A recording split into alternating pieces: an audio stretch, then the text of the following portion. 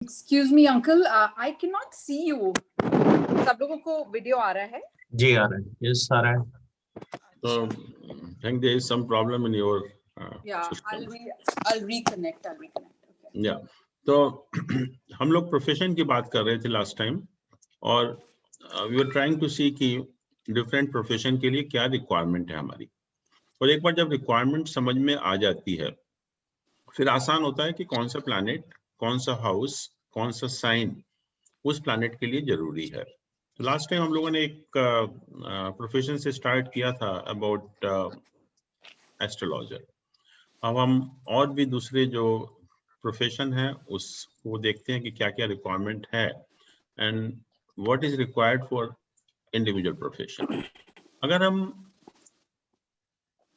Engineer की बात करें, एक इंजीनियरिंग प्रोफेशन के लिए, तो हमें पता होना चाहिए कि उसमें क्या एक्टिविटीज इन्वॉल्व हैं, क्या रिक्वायरमेंट है उसकी. तो हम देखते हैं कि एक इंजीनियर को प्लान करना पड़ता है. प्लानिंग है, डिजाइनिंग है, कंस्ट्रक्शन है और सुपरविजन है.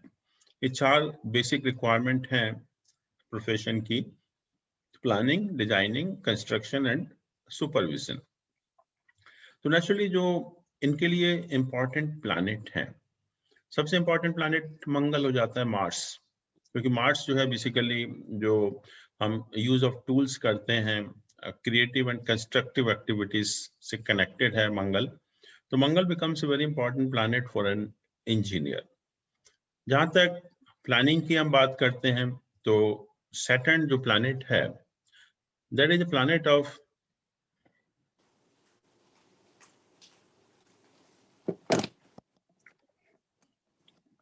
Foresight and planning. तो प्लानिंग के लिए या फोरसाइट के लिए हम कहेंगे कि जो सैटर्न प्लैनेट है वो इंपॉर्टेंट हो जाता है एक इंजीनियरिंग प्रोफेशन के लिए. इसी तरह से जो design and innovation in use of tool की अगर हम बात करें तो हम देखते हैं कि जो वीनस प्लैनेट है वो भी एक बहुत इंपॉर्टेंट प्लैनेट बन जाता है एक इंजीनियरिंग प्रोफेशन के लिए. तो जब भी आप देखेंगे कि if somebody want to go or pursue engineering as a profession, तो 4 प्लैनेट बहुत इंपॉर्टेंट हो जाते हैं. एक मार्स, दूसरा सैटर्न और तीसरा वीनस. और मरकरी तो जैसे है ही है कि इससे use of intelligence and use of creativity. तो नेचुरली इंजीनियरिंग में भी जो है क्रिएटिविटी का बहुत ज्यादा इस्तेमाल है. तो इसलिए मरकरी भी इंजीनियरिंग प्रोफेशन के लिए बहुत इंपॉर्टेंट प्रोफेशन बन जाता है. और कहा जाता है कि इंजीनियर्स के लिए जो लियो साइन है वो भी एक प्रोमिनेंट साइन होना चाहिए फॉर एन इंजीनियरिंग प्रोफेशन. तो जब भी हम इंजीनियरिंग प्रोफेशन की बात करेंगे तो 4 प्लैनेट इंपॉर्टेंट हो जाते हैं: Mars, then Mercury, then Saturn and Venus और लियो साइन. अगर हम मेडिकल प्रोफेशन की बात करें तो we should understand the requirement from a medical profession. Medical की जो नॉलेज है जो सर आपने इंजीनियरिंग में लियो साइन किस पर्पस से? लियो साइन का ऐसा कोई वो नहीं है, बट जो सन साइन है बेसिकली, जो Leo is ruled by sun and sun is a planet which gives you energy. तो may be from that point of view, otherwise ऐसा कुछ मुझे लगा नहीं कि why the sun Leo sign prominent. But ये देखा गया है या जो हमारे या ऑब्जर्वेशन हुआ है लोगों का, उन्होंने देखा है कि ऐसे लोगों के जो लियो साइन है वो प्रोमिनेंट होता है, जो सक्सेसफुल इंजीनियर्स होते हैं. तो मतलब वो अच्छे हाउस में प्लेस होना चाहिए लियो साइन. हाँ, अच्छे हाउस में हो, अच्छे प्लैनेट का एसोसिएशन हो, किसी भी तरह से प्रोमिनेंट हो सकता है. Okay sir. या अगर मेडिकल की हम बात करें तो मेडिकल का पर्पस क्या है कि मेडिकल में main job is to reduce pain and suffering. तो ये जो भी प्लैनेट है या जो भी हाउसेस हैं वो इससे कनेक्टेड होना चाहिए कि जो पर्पस है कि जो पेन है बॉडी के अंदर या जो सफरिंग है उसको रिड्यूस करना. और इसके लिए कहा कि जो सन है it's a planet of energy. जैसे भी हम इंजीनियरिंग की बात कर रहे थे तो sun is a planet of energy. और दूसरा जो हीलिंग होती है बॉडी में या जो लाइफ गिविंग प्लैनेट है दैट इज सन एक्चुअली. और जब तक सन की ब्लेसिंग नहीं होगी, जब तक सन का वेल प्लेस्ड नहीं होगा, you can not have that power, healing power actually. और डॉक्टर के लिए बहुत जरूरी है कि जो हीलिंग एंड लाइफ गिविंग जो एबिलिटी है या पावर है वो उसके अंदर होना चाहिए। वो जब भी होगा जबकि सन का प्लेसमेंट आपके हॉरोस्कोप में अच्छा हो। फिर हम मेडिकल में बात करते हैं कि ब्लड है, इंजरी है, ऑपरेशन है, एक्सीडेंट है, मेडिसिन है, सर्जरी है, तो इन सब का कारक मार्स है। तो मार्स का जो है कहीं ना कहीं रोल होना चाहिए प्रोफेशन से, जब भी आप इस चीज में इन्वॉल्व हो सकते हैं। जैसे कहा कि sun is A healing planet, जो एनर्जी देता है जिससे कि आप हील करते हैं, but in actual Jupiter is the healer, कि जो असली जो हील करता है वो जुपिटर है। इसलिए जुपिटर को जैसे हमने डिस्कस भी किया था कि जो RX हम साइन बनाते हैं वो इसीलिए बनाते हैं कि we get the blessing of Jupiter, क्योंकि वही एक ऐसा प्लैनेट है जो हील कर सकता है, जो हीलर है एक्चुअली में जो है। तो एक प्रोविडेंशियल हेल्प या जुपिटर का हम साइन बना देते हैं, RX साइन बना देते हैं, तो that shows that we are seeking the blessing of Jupiter to heal somebody. तो वो जुपिटर का रोल हो जाता है। और जो मेडिसिन है, जो राहु केतु है बेसिकली, वो ड्रग या पॉइजन या मेडिसिन के प्लैनेट है। तो आपका जो प्रोफेशन का हाउस है उसके साथ इन प्लैनेट का भी इन्वॉल्वमेंट होना चाहिए। और जहां तक शनि का सवाल है, शनि जो है बेसिकली जो क्रॉनिक डिसीजेस होती हैं बॉडी के अंदर, या जो डेबिलिटी होती है, या आपका जो मोबिलिटी रेस्ट्रिक्टेड होती है, वो शनि की वजह से होती है। शनि का जब भी अटैक होता है तो naturally your mobility is restricted. तो इसलिए शनि का भी रोल इस टाइप की बीमारी के लिए जो मोबिलिटी से कनेक्टेड है या जो क्रॉनिक डिसीजेस हैं उसके लिए बहुत इंपॉर्टेंट हो जाता है। और जहाँ तक हाउसेस की बात है, हाउसेस में आप जानते ही हैं कि जो 6th हाउस है वो बीमारियों का हाउस है, डिसीजेस का हाउस है। तो somehow this 6th house should have an association with the 10th house। जब भी आपका जो कनेक्शन होगा बीमारियों से होगा। और जो मेडिकल लाइन में है तो नेचुरली आपका कनेक्शन हॉस्पिटल से भी होना चाहिए। और हॉस्पिटल जो है वो 12th हाउस रिप्रेजेंट करता है, या 12th हाउस जो है वो हॉस्पिटल्स का सिग्निफिकेटर है। तो इसलिए 12th हाउस का भी association has to be with the 10th house. और कहते हैं कि जो लियो साइन है, जो कि जैसा भी कहा कि जो हीलिंग पावर है, तो that shows N affinity towards the medical line, कि अगर लियो साइन कहीं ना कहीं एसोसिएटेड है या इज वेल प्लेस्ड, तो it means it shows N affinity for the medical line. और स्कॉर्पियो साइन को हम कहते हैं कि मेडिसिन का ही जो साइन है ये। और जो पाइसेस है वो रिप्रेजेंट करता है doctor, nurses and paramedical staff, तो इनको रिप्रेजेंट करता है। तो इन सब चीजों का रोल हो जाता है। जहां तक आपने प्लैनेट का देखा रोल, सबसे इंपॉर्टेंट सन है, फिर मार्स आपने देखा, फिर जुपिटर देखा, फिर सैटर्न देखा। और जो हाउसेस हैं वो 6th house and 12th house. 6th house हमारा डिसीज को रिप्रेजेंट करता है और 12th हाउस हॉस्पिटल को रिप्रेजेंट करता है। और साइन 3 प्रोमिनेंट होने चाहिए, लियो, Pisces and Scorpio.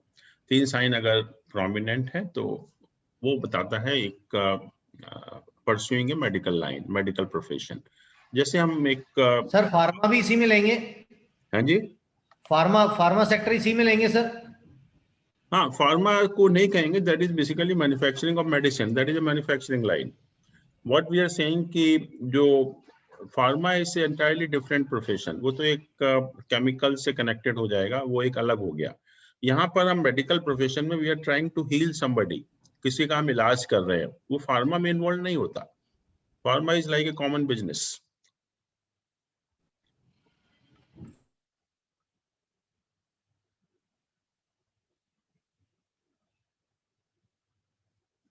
I have a horoscope of a doctor, very senior doctor. So let us see what it says.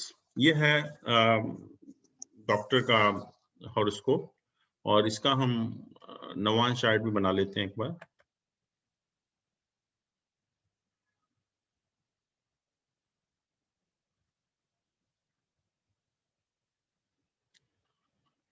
This is the navamsa chart. तो अब देखिए यहाँ पर जो प्लैनेट की हमने बातें की कि कौन कौन से प्लैनेट प्रोमिनेंट होने चाहिए। हमने बात की सन should be well placed. फिर हमने बात की Mars should be well placed, and third was Saturn. तो यहाँ पर क्या पोजीशन है? और दूसरा मैंने ये भी कहा कि जो 6th हाउस और 12th हाउस का रोल आपके प्रोफेशन से कनेक्टेड होना चाहिए।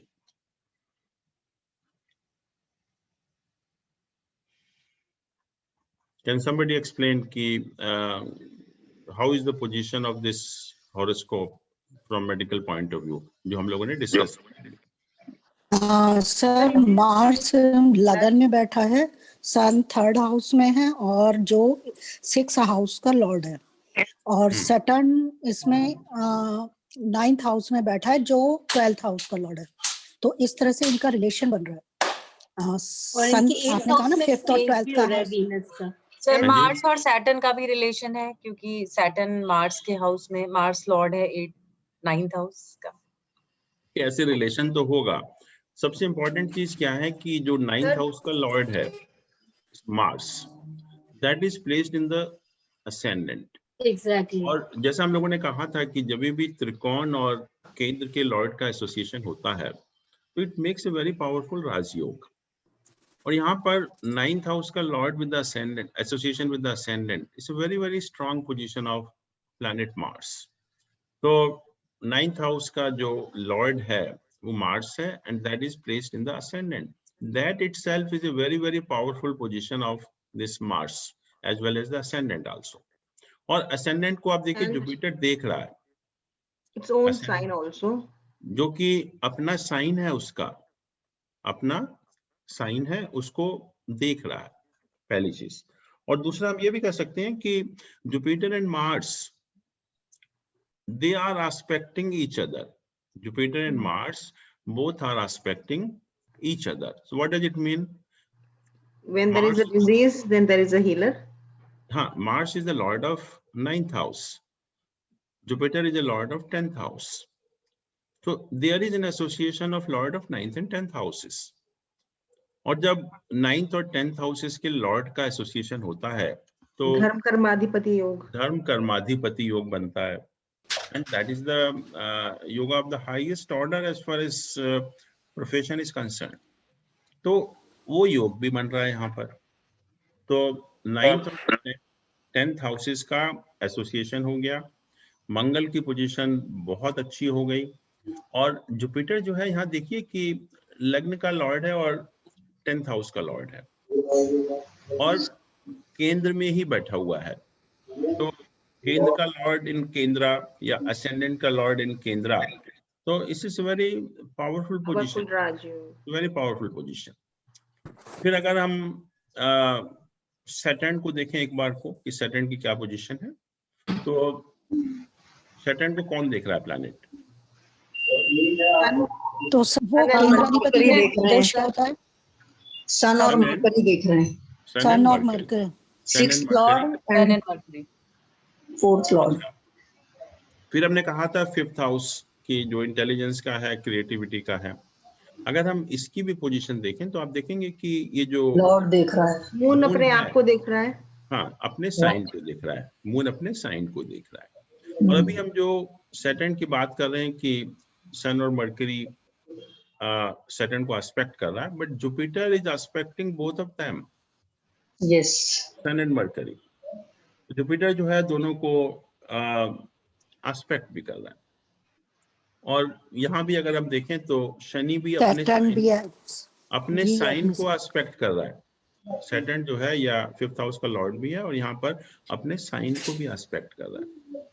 तो आप देख रहे हैं कि सैटर्न अपने साइन को एस्पेक्ट कर रहा है यहाँ पर, वीनस अपने साइन को कर रहा है, हाँ जी, वीनस भी अपने साइन को, वीनस अपने साइन को एस्पेक्ट कर रहा है, जुपिटर अपने साइन को एस्पेक्ट कर रहा है। तो 3 प्लैनेट जो हैं वो अपने अपने साइन को एस्पेक्ट कर रहे हैं। मून भी अपने साइन को, मून अपने साइन को एस्पेक्ट कर रहा है। तो 4 planets, sir Mars is also expecting itself, वो तो गिन लिया था। नहीं, मार्स कहाँ एस्पेक्ट कर रहा है? मार्स का कहाँ हो रहा है? Mars is not expecting. Okay, तो ये 4 प्लैनेट जो हैं, मून है, वीनस है और जुपिटर है और सैटर्न है। ये 4 प्लैनेट जो है अपने अपने साइन को एस्पेक्ट कर रहे हैं। तो they are making a very powerful rajyoga. बहुत और यहाँ भी अगर आप देखें नवांश चार्ट में भी, नवांश चार्ट में भी देखिए थोड़ा सा कि जो जुपिटर है, जो 10th हाउस का लॉर्ड है, यहाँ पर नवांश चार्ट में भी 10th हाउस को देख रहा है। नवांश चार्ट में भी 10th हाउस को देख रहा वर्गोत्तम है। भी हो गया जुपिटर, जुपिटर जो है वर्गोत्तम हो गया। वर्गोत्तम भी हो गया। तो जुपिटर जो जुपिटर मार्स दोनों ही वर्गोत्तम है। राइट, नहीं मार्स वर्गोत्तम कहाँ हुआ? मार्स है ना सर, लगन में मार्स तो बैठा बार- ना मार्स के। नहीं मार्स यहाँ 12th साइन में है, यहाँ 5th साइन में है। तो पर है तो लगन में ही, असेंडेंट इसी में तो आ गया ना, नहीं, तो नहीं, राशि नहीं। नहीं होगी बट हाउस हो जाएगा। इट हैज नहीं। To be in the same sign. Vargottama की डेफिनेशन है कि the planet has to be in the same sign, not in the house. Sir वो जो सेम भाव वाला भी आता है वो कैसे फिर कैलकुलेट होगा? भाव वर्गोत्तम कुछ लोग मानते हैं, बट जो वर्गोत्तम की बेसिकली जो डेफिनेशन है वो यही है कि प्लैनेट जो है लग्न चार्ट में और किसी भी डिविजनल चार्ट में एक ही साइन में होना चाहिए, तब हम उसको वर्गोत्तम कहते हैं। नॉट भाव वर्गोत्तम एक अलग से आजकल रिसर्च करके बना लिया है, but it's not a definition of vargottama. तो भाव वर्गोत्तम में भी सर ये होगा ना कि वही वाला साइन उसी वाले भाव में आए? नहीं, फिर एक ही तो साइन। वर्गोत्तम हो ही गया। भाव वर्गोत्तम का मतलब होता है कि एक ही हाउस में प्लेस्ड हो। जैसे यहाँ मंगल लग्न में Okay. प्लेस्ड है, यहाँ भी लग्न में प्लेस्ड है, but that we will not consider. We only consider कि if a planet is placed in the same sign in the Lagna chart as well as in the divisional chart. And uncle, just to तो sir clarify, इसका मतलब when, कुछ फर्क पड़ता है या नहीं पड़ता है? हाँ जी, सर तो ये भाव वाले का कुछ फर्क पड़ता है या नहीं पड़ता है? ये एक से नहीं पड़ेगा, ऐसे नहीं पड़ता इसमें फर्क। We have to see only the sign. Okay. Yeah. हाँ भावना, you are asking something? हाँ. yes, uncle, the question was, uncle, Vargottam mein, jab, if the planet is in the same sign in the Yeah. Lagna chart and the divisional Divisional chart, chart. Yeah. so then the implication is that planet becomes really strong in the divisional chart. Is that the implication? Implication is कि as far as that aspect of the life is concerned, which we are examining from that divisional chart. I see. So for that aspect of life, that planet start acting as a benefic planet. It becomes a strong planet, but only for that aspect of life, not in general. Suppose a planet is Vargottam in the Navans chart. Let us say कि Jupiter is Vargottam here. So Jupiter यहाँ पर it is placed in the 7th house. So Jupiter in the 7th house is not supposed to be good from marriage point of view. But यहाँ पर वर्गोत्तम होने की वजह से ये फायदा हो गया कि Jupiter will not remain as a malefic planet from marriage point of view. It will become a benefic planet for marriage point of view. Got it. So Thank you. only for marriage, not for nothing else. Okay. So that's why when we say Vargottam, we have to define कि Vargottam with reference to which divisional chart. Vargottam is not an absolute term. You have to define it कि it is Vargottam with reference to this particular divisional chart. तो यहाँ पर जितने भी जो आप planet देख रहे हैं, यहाँ भी देखिए लग्न में मार्स ही है, लग्न में जो है मार्स है, और जो इसमें 10th हाउस का लॉर्ड है Venus. Venus is placed in the 12th house, which is the house of, हाँ सर राहु और केतु भी वर्गोत्तम होते हैं क्या? हाँ बिल्कुल होते हैं. उससे इनका फिर रिजल्ट नेगेटिव होता है पॉजिटिव होता है? Positive. Vargottam means positive only. Vargottam never says कि it's negative. राहु केतु भी? कोई भी Okay. any planet. Okay, thank you sir. तो यहाँ पर भी जो आप देख रहे हैं कि जो 10th हाउस का लॉर्ड है, that is placed in the 12th house. It means it is an association with the hospital, that is the 12th house. तो उस पॉइंट ऑफ व्यू से इम्पोर्टेंट हो गया. और अभी हमने देखा कि जो डॉक्टर के लिए 3 हाउसेस हमने कहा, 3 साइन कहा, एक लियो साइन कहा, एक स्कॉर्पियो साइन कहा, एक पाइसेस साइन कहा. ये 3 साइन प्रोमिनेंट होने चाहिए, लियो, स्कॉर्पियो एंड पाइसेस. तो यहाँ पर देखिए पाइसेस तो लग्न है ही है, जुपिटर देख रहा है नवांश में. स्कॉर्पियो 9th हाउस है ही है, it's very prominent sign. and this is the house of disease which is mainly connected with the medical profession. तो उस पॉइंट ऑफ व्यू से भी जो तीनों साइन हैं वो प्रोमिनेंट हैं इस पर्टिकुलर केस में जो है, तो कह सकते हैं कि this is really a perfect horoscope for medical profession, क्योंकि नवांश को देखें या इसको देखें, वो सारे के सारे जो प्लैनेट हमने बात की थी they become relevant in this horoscope. और जब भी किसी व्यक्ति को हाई स्टेटस पर जाना है तो नेचुरली पहली चीज तो लग्न बहुत स्ट्रांग होना चाहिए, सबसे इंपॉर्टेंट है कि लग्न बहुत स्ट्रांग होना चाहिए, और उसके बाद कुछ ना कुछ तो राजयोग ऐसे होने चाहिए जिससे कि आपको उस टाइप का स्टेटस मिले। और यहाँ पर जैसे आप देख रहे हैं कि 4 planet they are aspecting their own sign. It's really it's a great thing actually कि 4 प्लैनेट अगर अपने अपने साइन को देख रहे हैं तो इसमें comes a very very powerful राशि योग actually। तो उस पॉइंट ऑफ व्यू से भी ये बहुत स्ट्रॉन्ग हॉरोस्कोप बन जाता है। And he was heading one of the aims actually in India. फिर हम ब्यूरोक्रेट्स की बात करें, गवर्नमेंट में हाई पोजीशन की बात करें, तो गवर्नमेंट में जब हम Can I ask one more clarifying question? हाँ, why not, please. When a planet aspects a house, जिसका वो कारक भी है, अपना साइन है, कारक नहीं है, आस्का कारक भी हो सकता है, राइट? हाँ, so अगर वो हाउस का कारक है, उसमें क्या सिग्निफिकेशन होता है uncle? It makes that house strong. I see. Karaka is aspecting its own house. It makes that house very strong. And similarly, when the planet aspect its own sign, so that sign, that house becomes very strong. Got it. Thank you. Yeah. So now we are talking of administrative post in the government. तो उसके लिए क्या requirement है? देखिए, government की जब हम बात करते हैं तो you have authority as well as status also. और ये कहा कि अथॉरिटी एंड स्टेटस, ये जो 2 प्लैनेट हैं royal planets, Sun and Moon, they have to be strong. अगर वो स्ट्रांग नहीं है तो आपको जो स्टेटस एंड अथॉरिटी है विद द गवर्नमेंट नहीं मिलेगा। और जो साइन है इनके, Cancer and Leo sign, they have to be prominent. वो प्रोमिनेंट होने चाहिए कि एक तो सन और मून का प्लेसमेंट अच्छा होना चाहिए, और ये जो साइन है 4 and 5, they have to be prominent. और जैसे हम लोगों ने बात की थी कि Sun gives you status, sorry authority, and Saturn gives you status.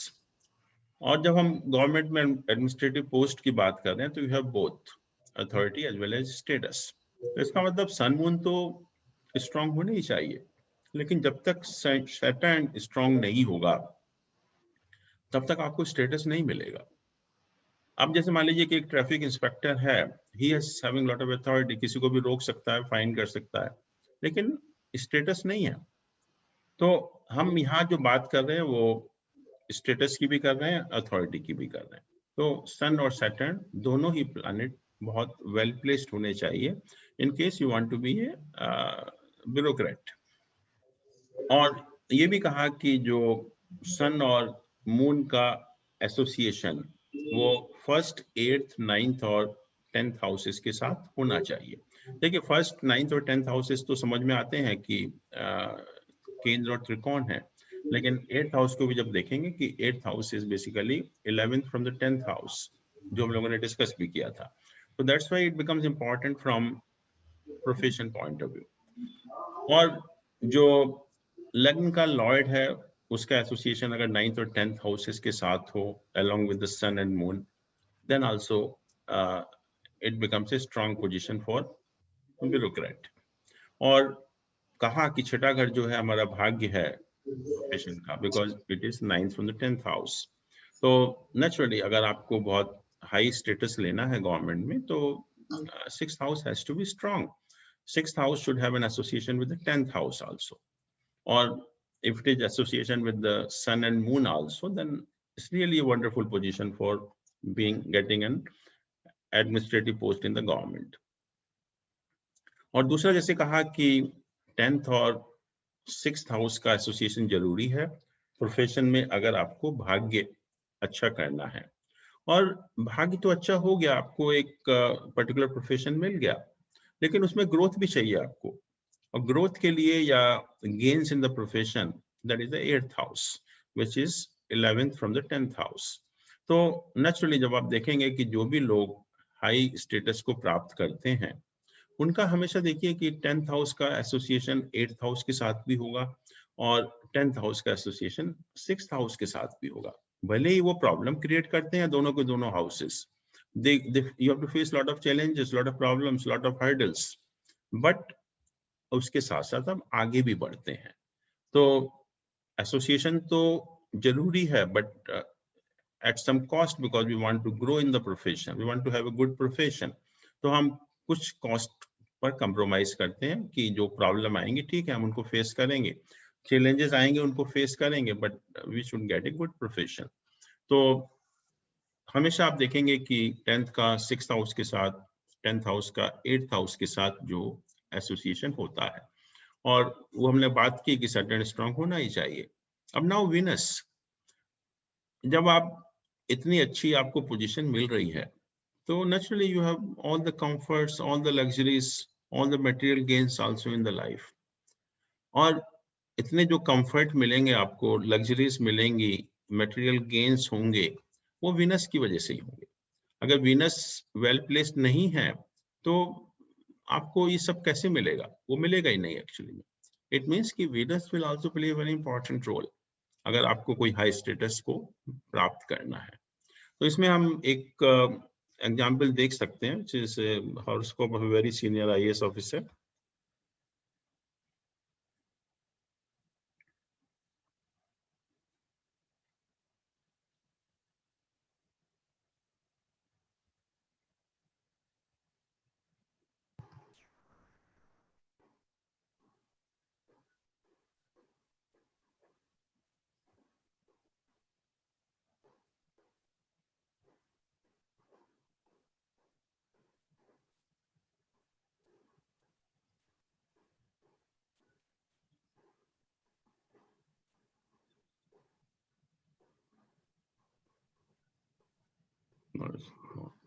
Anyway, I have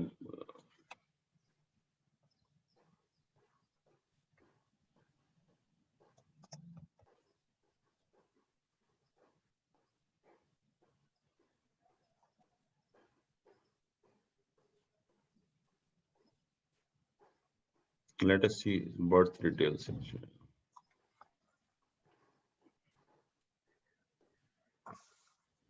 This is 17th September 19th February 60 11:27 and Moradabad.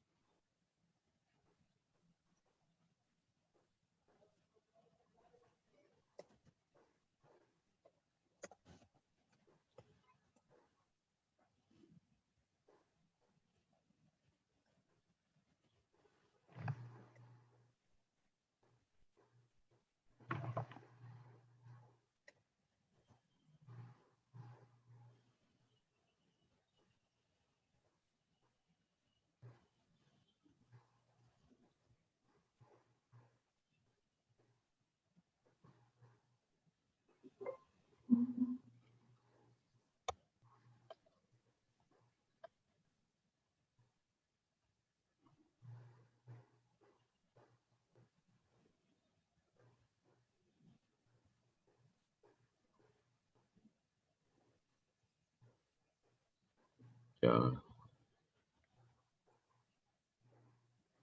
Anyway, this is 19th February 1960 11:27 and the place is Moradabad. आप देखिए इस horoscope में क्या है।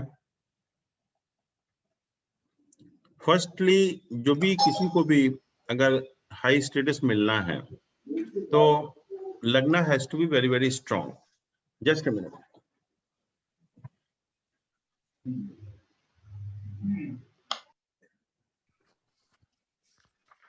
इसमें तो काल सर्प योग। इनका काल सर्प योग बन रहा है हाँ, क्या? सेम काल सर्प योग। बट जरूरी नहीं है ना काल सर्प से प्रोफेशन पे कुछ फर्क पड़े। सर ने बताया था कि काल सर्प योग होता है तो कोई एक प्रोमिनेंट चीज लाइफ की मिसिंग होती है। वन एस्पेक्ट कोई Maybe एक something- एस्पेक्ट मिसिंग होगा लाइफ का। राइट, तो Be last maybe in it is not missing है। profession.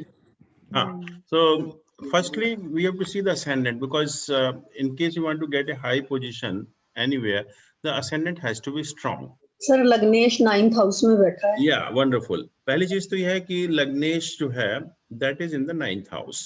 And whenever you find such type of association that Lagna in the 9th house or 9th in the 5th house or 5th in the 9th house or Trikon Lord in the Kendra houses. So these make the very, very powerful position actually. तो यहाँ पर आप house देखिए का Lord 10th में बैठा है। हाँ, लग्न जो है पहले चीज कि उसका लॉर्ड 9th हाउस में प्लेस्ड है और किसके साथ प्लेस्ड है? विद मार्स उच्च के मंगल के साथ, एग्जॉल्टेड मार्स के साथ। राइट। और मंगल किस हाउस का लॉर्ड है? 7th का लॉर्ड, 7th का lord in the Seventh 9th and house. 7th का lord in the 9th 9th house. House again rajyoga. Rajyoga बन गया। केंद्र का लॉर्ड त्रिकोण में, केंद्र का लॉर्ड त्रिकोण में राजयोग बन गया। फिर यहाँ देखिए कि इस हाउस का लॉर्ड कहाँ पर है? 5th house. 10th house 10th में 10th हाउस। राजयोग बन गया। अगेन कि 5th हाउस का lord in the 10th house, so very powerful rajyoga. Lord of trikona in the kendra, तो 5th house becomes very strong in this case. Jupiter भी अपने sign में है सर। हाँ, नहीं अभी आ रहे हैं इसके ऊपर। Saturn is aspecting the 10th house. Sun is aspecting own house.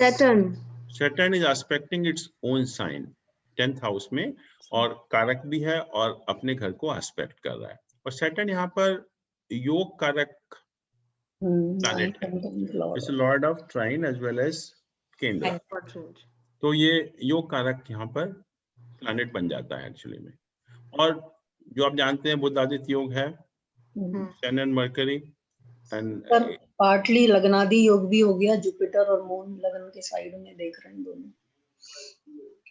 Jupiter देख रहा है 2nd हाउस को, मून 12th हाउस को। नहीं लग्नादि योग मींस कि this 3 planet mercury, Venus and Jupiter, this should have an association with the लग्ना, तो वो नहीं बन रहा है यहाँ पर। ओके। बट ये कह सकते हैं कि लग्न का लॉर्ड जो है वीनस या even you can say Mars. Sir, even Mars is aspecting its own sign in 12th house. हाँ, वो अभी आ रहे हैं, लेकिन ये जो लग्न का लॉर्ड वीनस है या हम कहेंगे Mars, this is an association of all the 3 benefic planets. इनके साथ मरकरी, वीनस और जुपिटर का एसोसिएशन है। तो दोनों के दोनों प्लैनेट यहाँ पर बहुत स्ट्रांग हो जाते हैं। पहली चीज, दोनों के दोनों प्लैनेट जो है बहुत स्ट्रांग हो जाते हैं यहाँ पर। दूसरा, आपने कहा कि मार्स अपने साइन को देख रहा है यहाँ पर, सन अपने साइन को देख रहा है, सन अपने साइन को देख रहा है, और कुछ देख रहा है कोई? जुपिटर अपने साइन में ही है सर। हाँ, जुपिटर अपने साइन में है बट देख नहीं रहा, लेकिन यहाँ 2 प्लैनेट मार्स और सन, ये 2 प्लैनेट अपने अपने साइन को देख रहे हैं। और Saturn तो देख ही रहा है। क्या चीज? Saturn तो देख ही रहा है पहले से अपने साइन को। देख रहा है और मार्स भी देख रहा है और सन भी देख रहा है। 3 प्लैनेट, राइट। 3 प्लैनेट अपने अपने साइन को। And again I told you the कि पहले भी देखा आपने कि जब 3-4 प्लैनेट अपने अपने साइन को देखते हैं तो दे मेक वेरी पावरफुल राजयोगास। और यहाँ सबसे जो अच्छी बात है यहाँ पर हॉरोस्कोप में, except this Saturn, there is an association of all quadrant and the trines. इसका लॉर्ड इसमें, इसका लॉर्ड इसमें, इसका लॉर्ड इसमें, इसका लॉर्ड इसमें, इसका लॉर्ड को छोड़ के बाकी सैटर्न को, all trine and quadrants they are associated with each other. So this makes a very very powerful rajyoga. इससे बेटर फिर राजयोग नहीं हो सकता कि सारे केंद्र और त्रिकोण हाउसेस के लॉर्ड का आपस में एसोसिएशन है। और मैंने कहा कि अगर आपको बहुत अच्छी पोजीशन लेनी है, 2 चीजें इंपॉर्टेंट हैं कि 10th हाउस का एसोसिएशन 6th हाउस के साथ भी होना चाहिए और 10th हाउस का एसोसिएशन 8th हाउस के साथ भी होना चाहिए। तो यहाँ पर वो एसोसिएशन कैसे हो रहा है? Sun and moon. Sir Saturn 8th house में है और 10th हाउस का लॉर्ड भी है, तो ये 8th और 10th 10th और 8th हाउस का एसोसिएशन हो गया राइट। कि जो 10th हाउस का लॉर्ड है that is placed in the 8th house and it is also aspecting its own sign. तो इसलिए हम कहेंगे कि जो 10th और इसका एसोसिएशन हो गया। और 6th का 6th एसोसिएशन और कैसे? 9th का एसोसिएशन है सर। 6th और 10th का एसोसिएशन कैसे हुआ? सन एंड मून स्ट्रॉन्ग।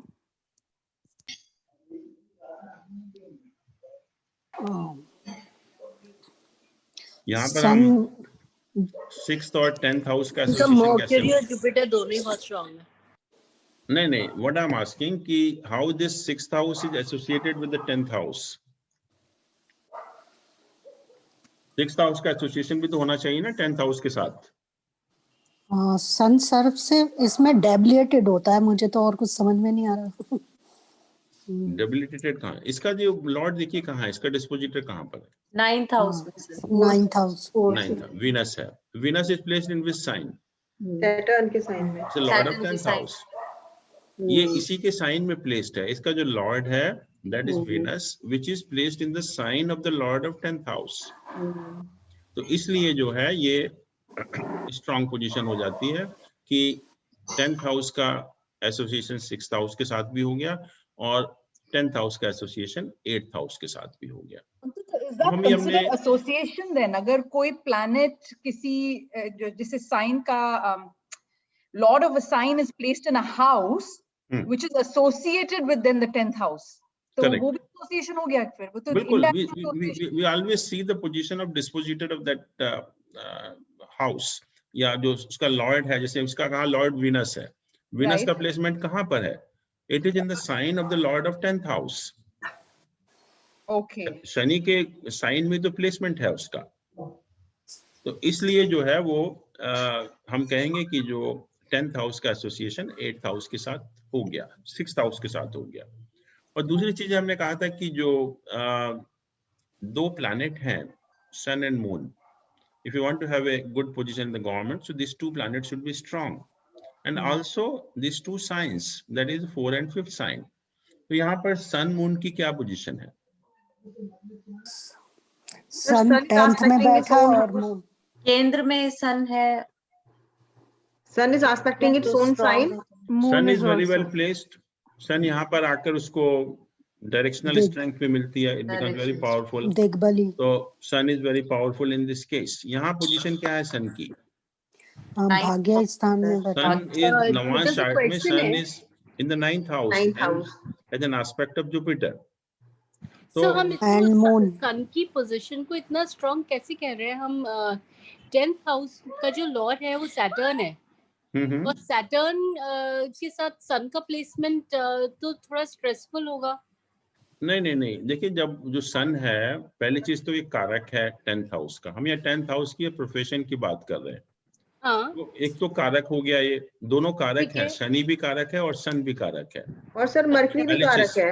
हाँ राइट। और दूसरा ये है कि जो सन है उसको जो स्ट्रॉन्गेस्ट पोजीशन हमने उसको 10th हाउस में ही मानते हैं। उसको डायरेक्शनल स्ट्रेंथ जो है, जब आपने पढ़ा होगा जब षटबल निकाला था कि sun is the strongest planet in the 10th house. तो ये हम यहाँ वो नहीं देखेंगे कि एनिमी के साइन में, this is the karaka of that house. अच्छा, okay. All the karaka have joined together. आप देखिए कि Saturn, sun, moon, Mercury, Jupiter, all are conjoined, all are associated with each other. अच्छा, तो करियर के उसमें we do not see the relationship of enemy या कुछ ऐसा। Yeah, we are seeing from the career point of view. Got it. Thank you, sir. Thank you. तो यहाँ पर all कारकास for the profession, they are associated with each other. 10th house. So what does it mean? It means कि you get everything in the profession, starting from intelligence, then prosperity and the fame and everything actually. तो वो मिल गया। अब हम देख रहे थे कि सन का प्लेसमेंट या मून का प्लेसमेंट अच्छा कैसे है यहाँ पर। तो अभी हमने देखा कि सन जो है यहाँ 10th हाउस में प्लेस्ड है, it's a very good position. और यहाँ पर नवांश चार्ट में भी सन 9th हाउस में, 9th हाउस में भी sun is supposed to be very powerful position, और उसको जुपिटर का एस्पेक्ट भी है।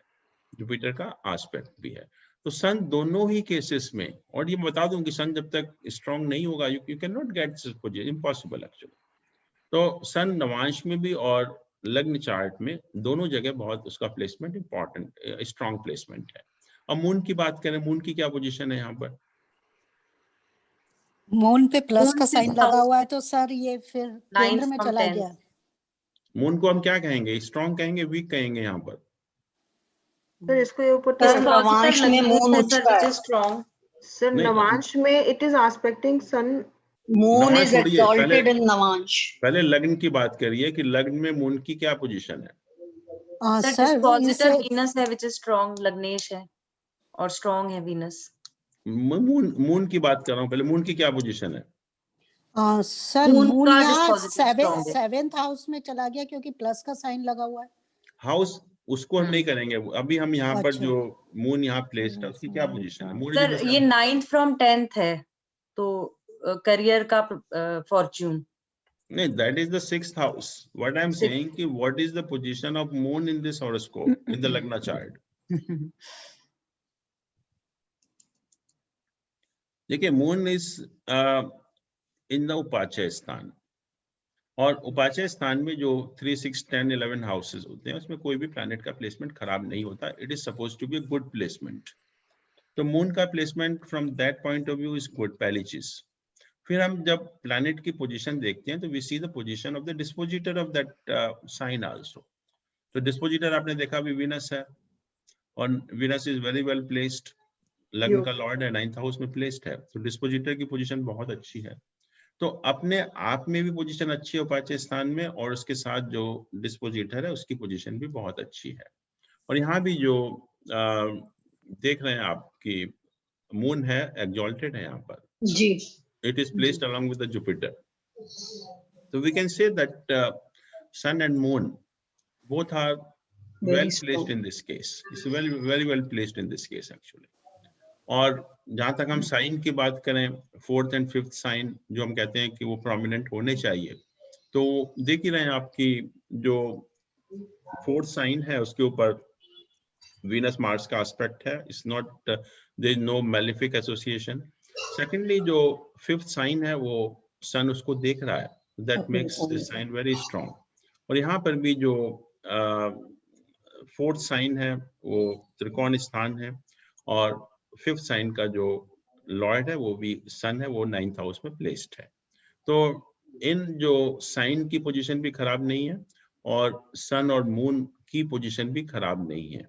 सैटर्न योग कारक प्लैनेट है यहाँ पर, तो योग कारक प्लैनेट है वो होना ही चाहिए, क्योंकि नहीं तो स्टेटस आपको नहीं मिलता। और यहाँ भी आप सैटर्न को देखेंगे तो सैटर्न भी एक्सॉल्टेड है। Again Saturn is very strong planet in this case also.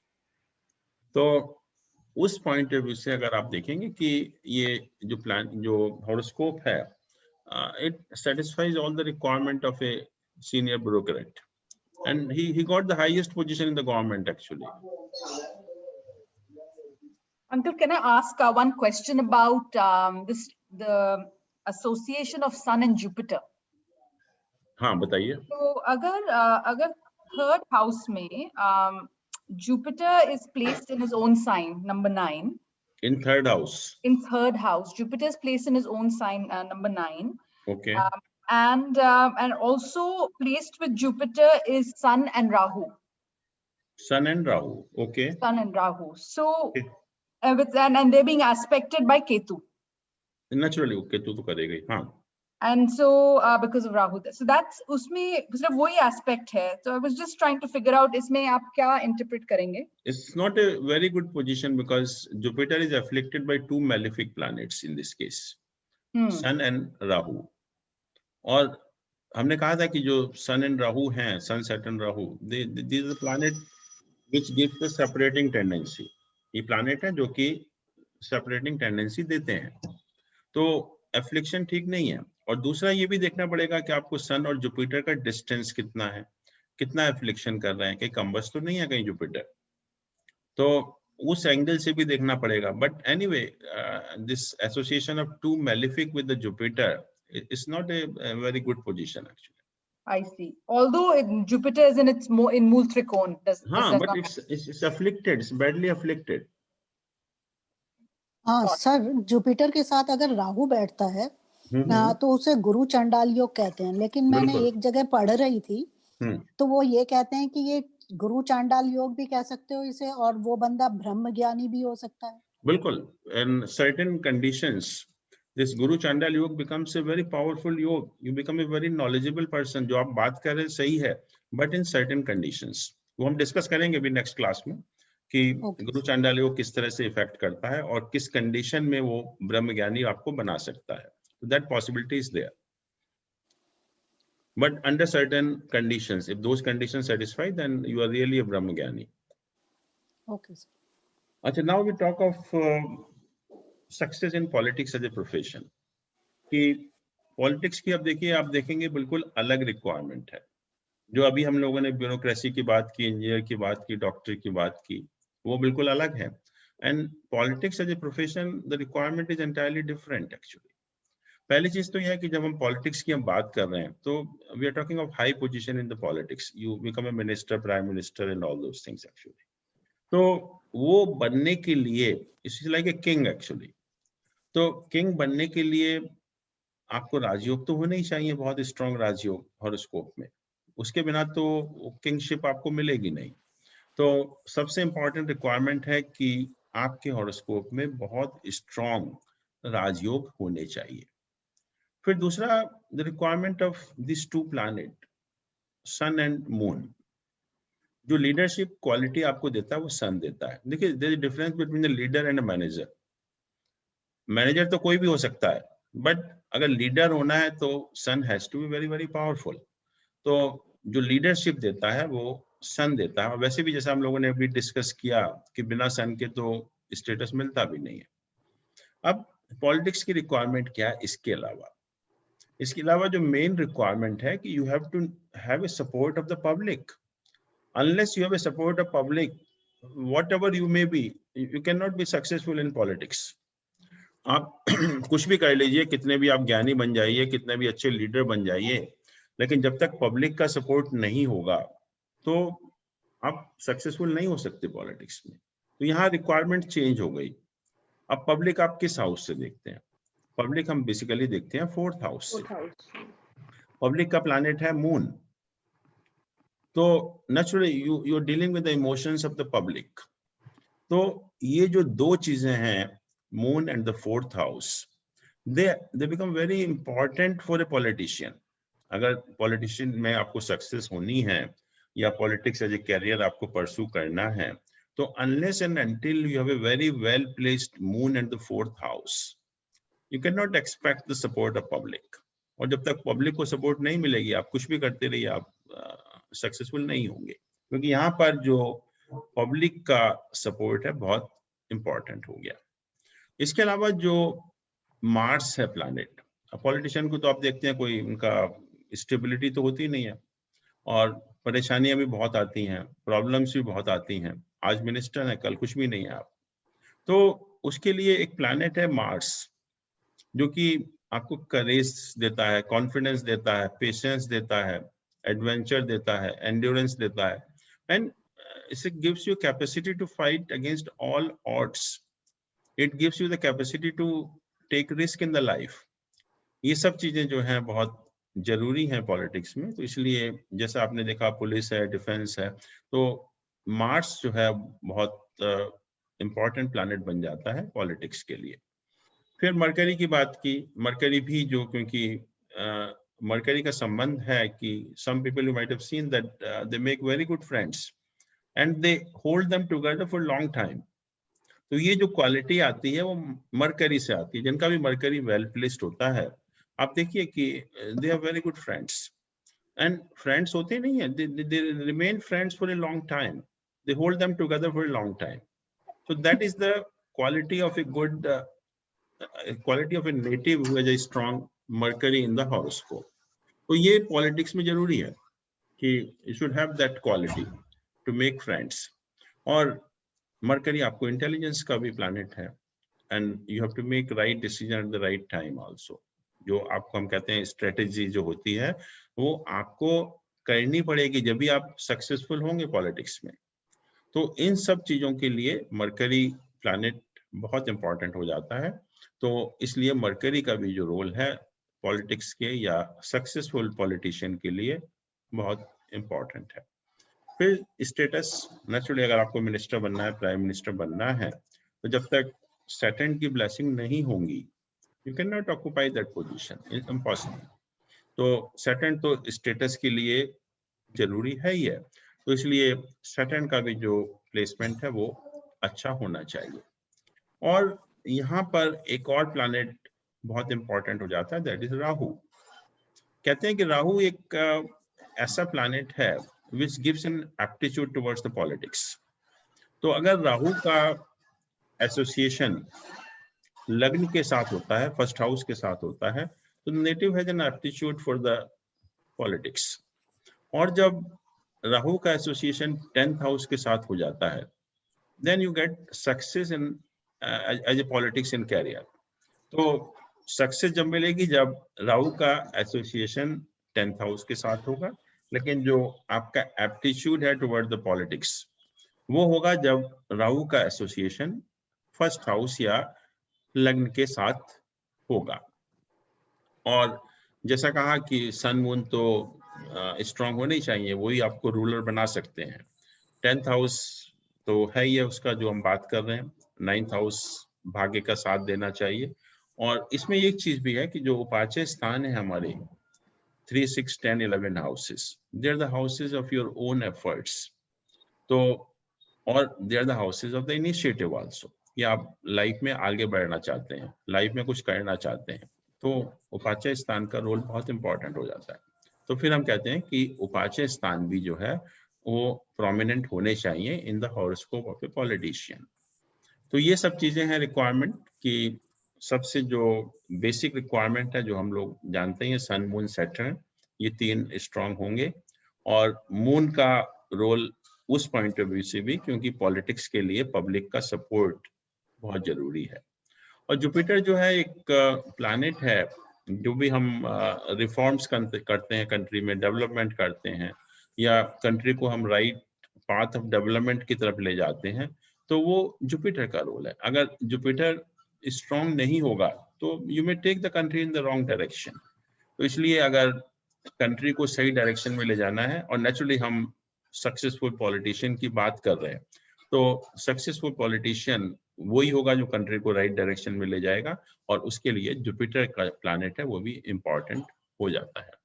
तो इन अगर सब चीजों को हम देखें, let us see the horoscope of our prime minister.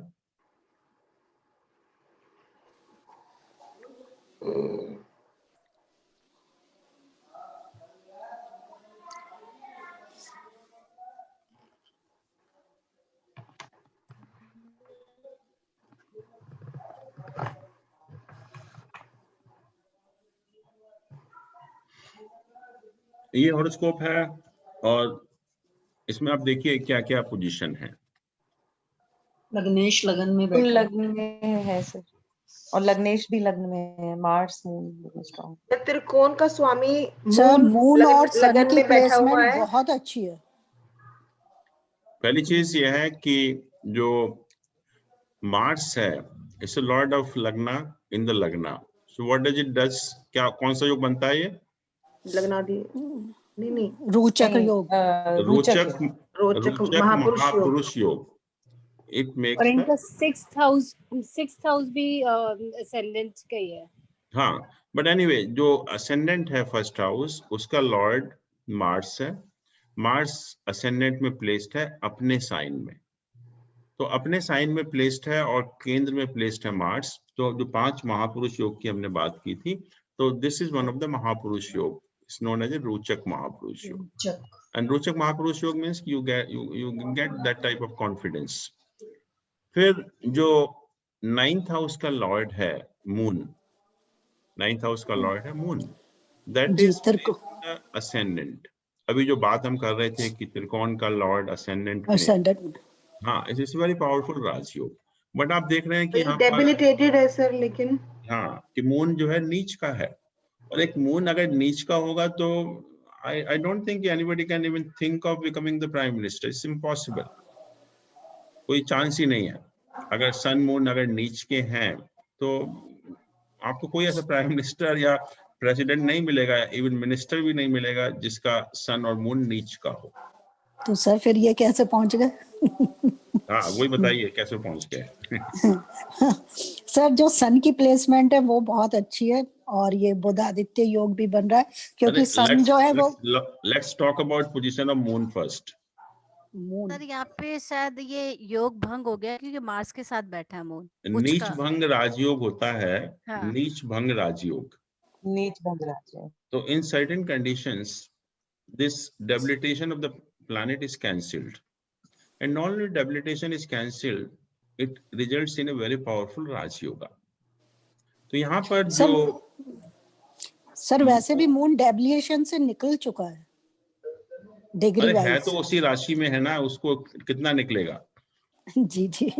तो ये जो मून है एक उसकी कंडीशन है कि the planet in debilitation and its sign dispositor, planet in debilitation and its sign dispositor, if both are in Kendra, either from the ascendant or the moon, then this debilitation gets cancelled. तो moon जो है यहाँ पर planet और उसका sign dispositor Mars दोनों के दोनों केंद्र में ही है जी. लग्न से भी केंद्र में है, मून से भी केंद्र में है. So this is one of the condition which cancels this debilitation of moon. और ध्यान रखिए कि मून का debilitation ही cancel नहीं होता, ये राजयोग कारक बन जाता है. It becomes a very strong moon and otherwise also is lord of 9th house. मैं तो कहता हूँ कि अगर ये नीच का cancel भी नहीं होता, even then we could have said that moon is very very powerful because it's a lord of 9th house and posited in the लग्ना ascendant. या तो वैसे भी पावरफुल है, बट यहाँ तो राजभंग नीच भंग हो गया, राजयोग कारक बन गया मून. जो हम नीच का समझ रहे थे वो राजयोग कारक हो गया. और क्या है इसमें? सर सॉरी, एक रिलेटेड क्वेश्चन है सर. नीच भंग राजयोग से रिलेटेड. सपोज सन और सैटर्न अगर 8th हाउस में लिब्रा साइन में है तो वो नीच भंग राजयोग में आएगा? सन और सैटर्न 8th हाउस में लिब्रा में 7 नंबर में. देखिए उसकी कई सारी कंडीशंस हैं. एक कंडीशन तो मैंने ये बताया कि जो प्लैनेट है and its sign dispositor, right. उसमें एक कंडीशन ये भी है कि जो जैसे मान लीजिए कि मून है, it is in the sign of Mars, right. तो this is the debilitation sign of moon. तो इसका lord and the lord of the sign in which the moon is exalted, that is Venus. So if Mars and Venus are in the Kendra, in that case also this debilitation gets cancelled. यहाँ वो भी हो रहा है, but आप जो बता रहे हैं तो you have to tell us the other position of the planet also. जब भी हम क्योंकि 4-5 तरीके हैं जिससे कि वो कैंसिल होता है, एक ही तरीका नहीं है. तो unless we know the complete horoscope we can't tell actually. तो इसमें देखिए क्या और क्या पोजीशन है. सर 5th लॉर्ड केंद्र में है, जुपिटर. त्रिकोण का लॉर्ड केंद्र में. त्रिकोण का लॉर्ड केंद्र में है. त्रिकोण का लॉर्ड केंद्र में है. मरकरी अपने सैटर्न अपने घर को देख रहा में है.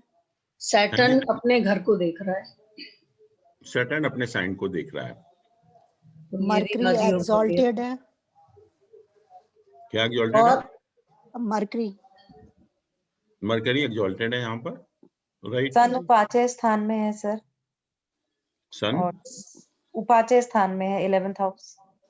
हाँ, सन उपाचय स्थान में है. और सन और राहु एक दूसरे को एस्पेक्ट कर रहे हैं. सर देखिए पहली चीज तो बुध आदित्य योग देखा आपने यहाँ पर जी बन रहा है. दूसरा मून और मार्स का कॉम्बिनेशन क्या बनाता है? चंद्र मंगल योग, लक्ष्मी योग. हाँ, चंद्र मंगल योग मीन्स कि your mind becomes very strong, activated. Mind जो है बहुत आपका एक्टिव माइंड होता है उसमें जो है. तो इट्स वेरी पावरफुल योग. इसको हम लक्ष्मी योग कहें या ये कहें कि mentally you are very strong. तो उस टाइप का एक ये योग बन गया पहली चीज. उसका योग बन गया। दूसरा जो साइन की अभी हम बात करें, कौन कौन से प्लैनेट कौन कौन से साइन को भी देख रहे हैं, तो ये आपने देखा कि सैटर्न अपने साइन को देख रहा है, और कोई देख रहा है कुछ? Jupiter is where, Jupiter is here. 3 केंद्र के लॉर्ड केंद्र में ही है। हाँ, जो सबसे इंपॉर्टेंट चीज है यहाँ पर कि except this lord of this house, except lord of this house, all kendra and trikona they are associated with each other. जैसे कि इसका लॉर्ड मार्स वहीं पर है, इसका लॉर्ड सैटर्न यहाँ पर है, उसको देख रहा है, इसका लॉर्ड वीनस है वो यहाँ पर है, और इसका लॉर्ड जुपिटर 4th हाउस में, 4th हाउस में, इसका लॉर्ड मून लगन में है। हाउस में है। तो इस टाइप का हॉरोस्कोप तो होगा ही, क्योंकि जब तक केंद्र और त्रिकोण का आपस में ऐसा एसोसिएशन नहीं होगा तो नेचुरली आपको ये पोजीशन नहीं मिल सकती प्राइम मिनिस्टरशिप की जो है। तो उसके लिए जो है ये जरूरी भी है एक तरह से जो है। और यहाँ पर आप देखेंगे कि जो जितने भी उपाचय स्थान हैं 3, 6, 10, 11 they very strong houses, very strong houses. मैं अगर आपको अष्टक वर्गा से भी दिखाऊंगा, but since you don't know about ashtakavarga तो अभी उसको छोड़ देते हैं। But this all this 4 houses they are very strong, और यही बताते हैं कि आप अपने एफर्ट्स हैं आपके, जिसकी वजह से आपको ये पोजीशन मिलती है। और नवांश में भी अगर आप देखेंगे तो वीनस वर्गोत्तम हो गया, Venus is vargottama, right. Sir again Mars is very strong क्योंकि लग्न में है।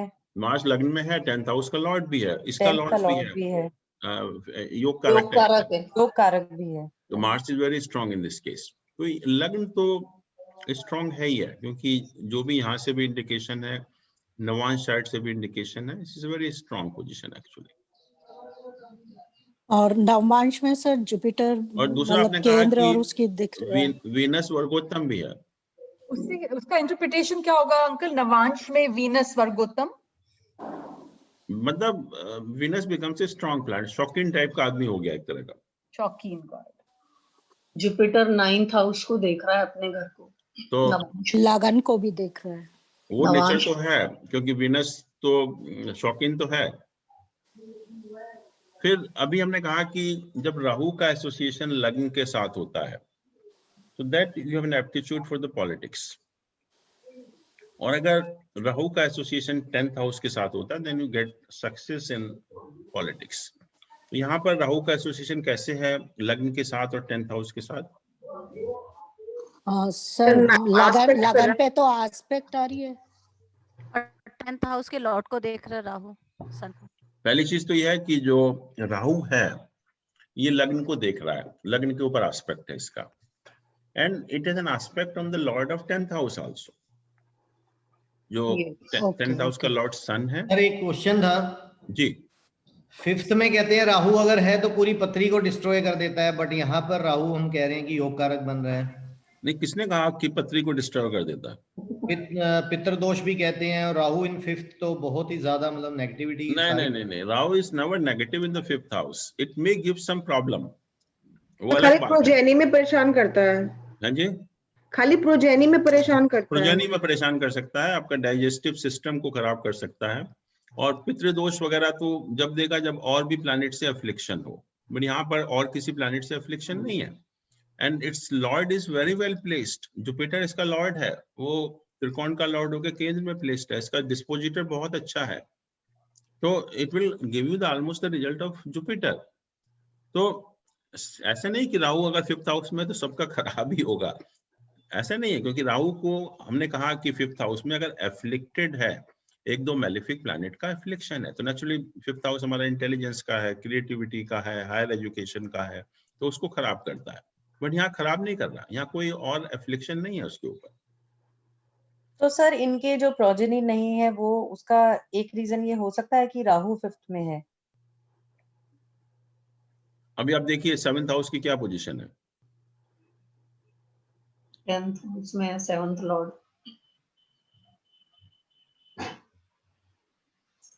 7th मार्स और मून देख रहे हैं सर। सैटर्न देख रहा है सबसे मार्स देख रहा है। सैटर्न, मार्स, केतु तीनों देख रहे हैं। तीनों देख रहे तीनों हैं देख रहे हैं। और कोई पॉजिटिव इन्फ्लुएंस नहीं है उसके ऊपर। राइट। एक भी पॉजिटिव इन्फ्लुएंस नहीं है। और नवांश चार्ट में देखिए क्या पोजीशन है 7th हाउस की। मार्स और सन में। मार्स और सन, मार्स की आस्पेक्ट दोनों साइड में सिचुएटेड मेलेफिक्स, hemmed between और केतु है। It is associated with all malefics. एक भी ऐसा मेलिफिक नहीं है जो एसोसिएटेड नहीं है इसके साथ, 7th हाउस के साथ। यस, एक भी तो नहीं है ऐसा कुछ। राइट। तो यहाँ भी खराब है, यहाँ भी खराब है। बट 8th हाउस की पोजीशन देखिए, जब आए रहे हैं मैरिज के ऊपर तो सीधा पोजीशन ऑफ 8th हाउस है।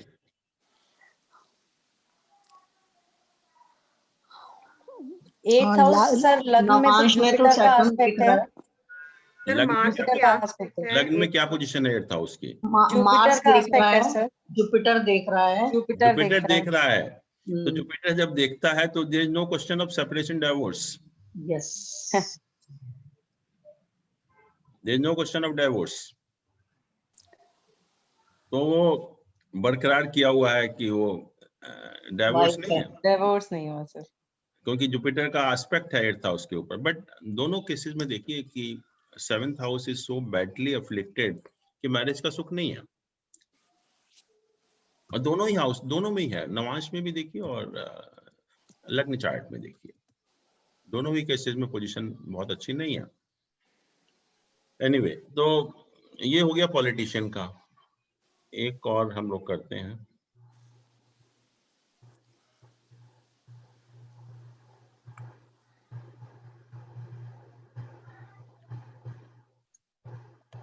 We'll just discuss the legal profession, क्योंकि इसकी भी रिक्वायरमेंट बिल्कुल अलग है। और लीगल में भी दो टाइप के प्रोफेशन होते हैं, एक लॉयर होता है, एक जजेस होता है। दोनों की रिक्वायरमेंट अलग अलग है और पर्पज वही है कि to maintain law and order. तो ये जो प्लैनेट हैं बेसिकली लॉ वगैरह के या जस्टिस वगैरह के प्लैनेट हैं, उनका रोल इम्पॉर्टेंट हो जाता है।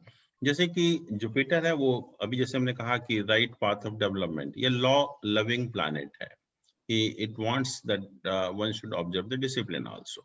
So naturally जब law abiding planet है तो जुपिटर का रोल बहुत इंपॉर्टेंट हो जाता है। सैटर्न को कहा कि इस प्लैनेट ऑफ जस्टिस। तो ये दो प्लैनेट हैं जो Jupiter and Saturn, they basically govern the law, they are the significator of the law. तो ये दो प्लैनेट का रोल बहुत इंपॉर्टेंट है इन द लीगल प्रोफेशन। फिर उसकी रिक्वायरमेंट कुछ और भी हैं, because you have to argue the case and that too in a logical approach. तो मंगल आपको कॉन्फिडेंस देता है आपको बोलने का वहां पर कोर्ट में जाके, क्योंकि मंगल आपका स्ट्रांग नहीं है तो we can not argue, we can not argue the cases in the court actually. और मरकरी से आपको ओरेटरी मिलती है या पावर ऑफ आर्गुमेंट मिलता है, या जो आप एनालिटिकल एबिलिटी होती है वो मिलता है, या आप प्रॉपरली कम्युनिकेट कर पाते हैं।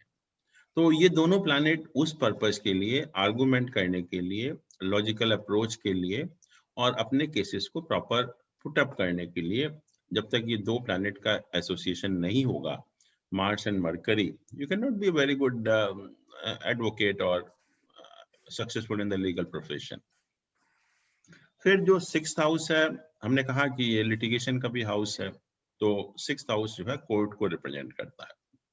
तो 6th हाउस का एसोसिएशन होना चाहिए 10th हाउस के साथ में, और 9th हाउस लॉ को रिप्रेजेंट करता है। तो 10th हाउस का एसोसिएशन जो है वो 9th हाउस के साथ भी होना चाहिए। और जुपिटर के साथ साथ जो उसके दोनों साइन हैं, that is Sagittarius and Pisces, they also rule the law. और लिब्रा साइन को हमने कहा कि this is a sign of judgement. तो इसके लिए जो 9th sign, 12th sign, 7th sign, they have to be prominent for a legal profession। और जो एयरी साइन होते हैं बेसिकली, जब हम बात करते हैं एक प्रॉपर कम्युनिकेशन की, तो एयरी साइन जो है they make you good orator and you are highly intelligent also. तो एयरी साइन भी जो है प्रोमिनेंट होने चाहिए।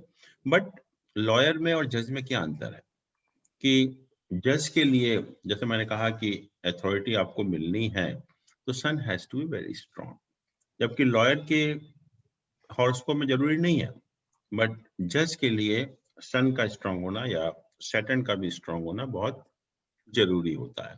तो this is the requirement of a legal profession. अब थोड़ा सा एक हम एक्टिंग की बात करते हैं, एंटरटेनमेंट की या एक्टिंग की, कि उसकी रिक्वायरमेंट कैसे बिल्कुल अलग हो जाती है।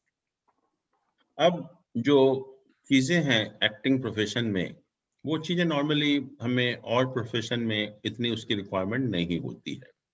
सबसे इम्पोर्टेंट चीज है कि अबाउट द पर्सनालिटी और your appearance, and that you see from the first house, कि फर्स्ट हाउस का रोल एक्टिंग प्रोफेशन के लिए बहुत इंपॉर्टेंट हो जाता है। फिर your face should be photogenic, कि फेस अच्छा होना चाहिए जब भी आपको कोई एक्टिंग प्रोफेशन में लेगा। और जो एक्टर का मेन रोल है that is basically dialogue delivery also.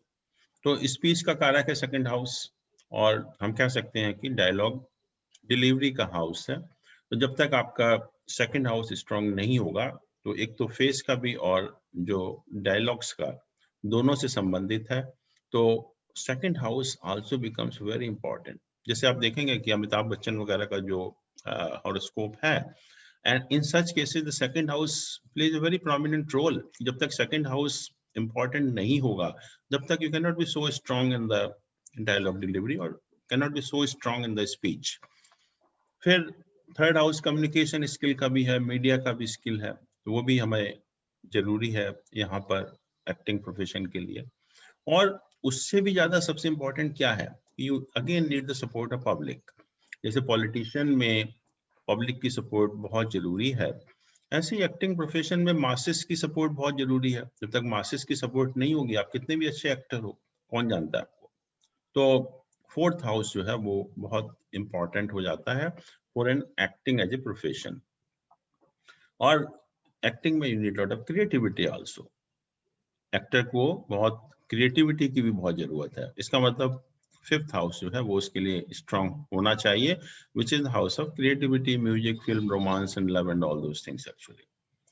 And seventh house is your image to others, दूसरे लोग आपको किस रूप में देखते हैं। And seventh house also indicates the opposite sex in your life. तो ये सेवेंथ हाउस भी वहां पर इंपॉर्टेंट हो जाता है। और इसके अलावा टेंथ हाउस तो है ही है, 11th हाउस भी फुलफिलमेंट ऑफ डिजायर्स है, लेकिन 12th हाउस जो है एक हिडन टैलेंट का हाउस होता है, आपकी इमेजिनेशन का हाउस होता है। तो इसलिए उस पर्पस के लिए भी जो 12th हाउस का रोल भी एक एक्टिंग प्रोफेशन के लिए जरूरी है। और सबसे इंपॉर्टेंट प्लैनेट है यहाँ पर मून एक्टिंग प्रोफेशन के लिए, क्योंकि what you do in the acting, कि आप दूसरे को जो भी आपकी इमोशन है, you want to put those emotions in your body also actually. तो उसके लिए इमोशंस को खेलने के लिए या दूसरे व्यक्ति का रोल करने के लिए moon has to be very very strong. जब तक मून स्ट्रांग नहीं होगा आप एक्टिंग नहीं कर सकते। तो यहाँ पर मून का रोल बहुत इंपॉर्टेंट हो जाता है एक्टिंग के लिए। और वीनस प्लैनेट तो है ही है, वो एक्टिंग का प्लैनेट है। सैटर्न आपको स्टेटस देता ही है। इसके अलावा अगर हम देखें ये हॉरोस्कोप अमिताभ बच्चन का,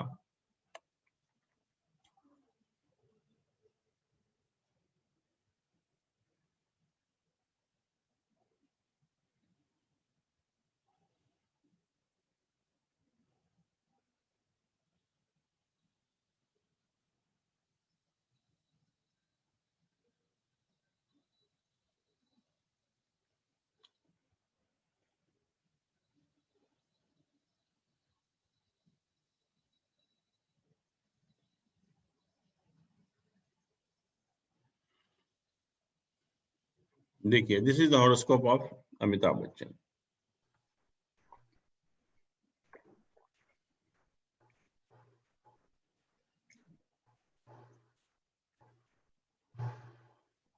सर शनि योग कारक है और लगन को स्ट्रॉन्ग बनाता है। योग कारक कहाँ से हो गया? लग्नेश है, शनि तो लग्नेश सर वीनस योग कारक है। इट्स नॉट योग कारक। हाँ, वीनस इज वीनस योग कारक। Venus is a main planet affecting also, right. तो वीनस योग कारक है यहाँ पर। और सर इसमें लग्नादि योग बन रहा है। वेरी गुड, कि जब लग्नादि योग बनता है, जब आपके 6th 7th 8th हाउसेस में all benefic planets are there. तो ये जुपिटर है, मरकरी, वीनस है यहाँ पर, तो all benefic 7 association with the लग्न। और जब तक ये इस टाइप का योग नहीं बनेगा, बहुत पावरफुल योग नहीं बनेगा, you can not be successful in any profession. जरूरी है लग्न का स्ट्रांग होना, तो बहुत जरूरी है। और यहाँ पर हम एक्टिंग की बात कर रहे हैं, तो जो भी कहा हमने, पर्सनैलिटी आपकी है या अपीयरेंस है आपका, दैट इज मोर इम्पोर्टेंट। लग्नेश लगन को देख रहा है। दो चीज है कि एक तो लग्नादि योग बना, और दूसरा लग्न का लॉर्ड लग्न को देख रहा है। तो सर वो खुद को आस्पेक्ट भी तो कर रहा है, इसीलिए तो कह रहा हूँ कि लग्न का लॉर्ड लग्न को ही देख रहा है, तो it is again forming a rajyoga. तो lagna becomes very strong, and just now I told you that unless and until moon is very strong in your horoscope, you cannot do the acting, you cannot do the right type of acting. Actually impressive acting करनी है तो moon has to be very strong, otherwise आप दूसरे की emotions को अपने अंदर नहीं लगा सकते। तो मून यहाँ पर स्ट्रॉन्ग कैसे है? सर 9th हाउस में है। 9th हाउस में तो बहुत लोगों के होगा हॉरोस्कोप में। 9th और 6th का रिलेशन हो रहा है आपस में। Moon has to be very very strong.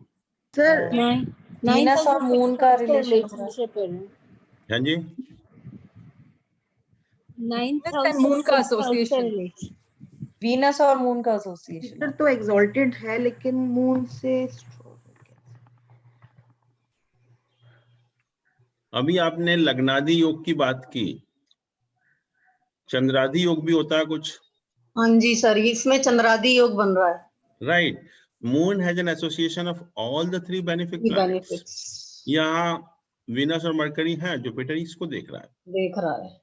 तो एक छोटा सा क्वेश्चन है यहाँ पे। अपन बोलते हैं त्रिक हाउस में बहुत सारे प्लैनेट्स का होना अच्छी बात नहीं होती, वेदर इज बेनिफिक और is malefic.